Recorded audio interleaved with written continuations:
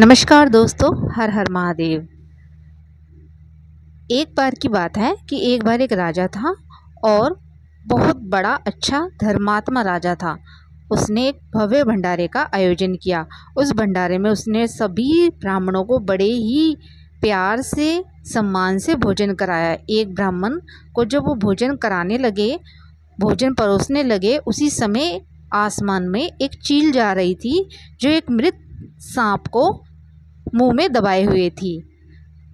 तो सडनली क्या होता है कि उसकी विष की कुछ बूंदें जो हैं ब्राह्मण जी के भोजन की थाली में गिर जाती हैं, जिससे कुछ ही क्षण बाद ब्राह्मण का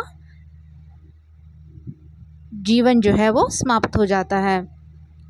अब यमराज जी वहाँ से गुजर रहे थे। अब वो सोचने लगे कि भाई इस ब्रह्म हत्या का दोषी किसे मानूं, उस राजा को जिसने बड़े ही सम्मान से सबको भोजन कराया, बहुत ही दिल से भोजन कराया, या फिर वो चील जो अपने परिवार को पालने के लिए उस भोजन को अपने मुंह में दबा के ले जा रही थी, या फिर वो सांप, वो तो मृत ही है, उसकी तो कोई गलती है ही नहीं। तो वो कंफ्यूज थे और फिर उन्होंने किसी को पाप का दोषी नहीं माना।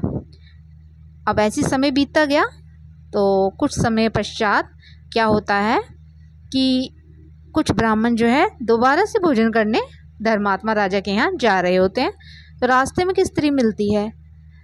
तो जो वो लेडी होती है वो रास्ते में ही खड़ी होती है। तो उनको रास्ता नहीं पता हो रहा होता ब्राह्मणों को।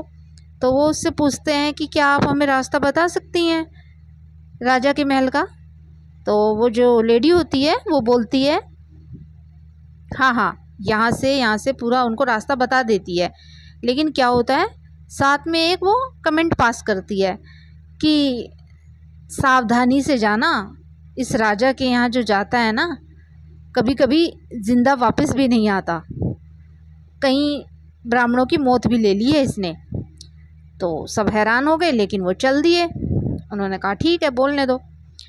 तो जो धर्मात्मा राजा था उसने अपना कंटिन्यू रखा अपना भंडारा। ठीक है।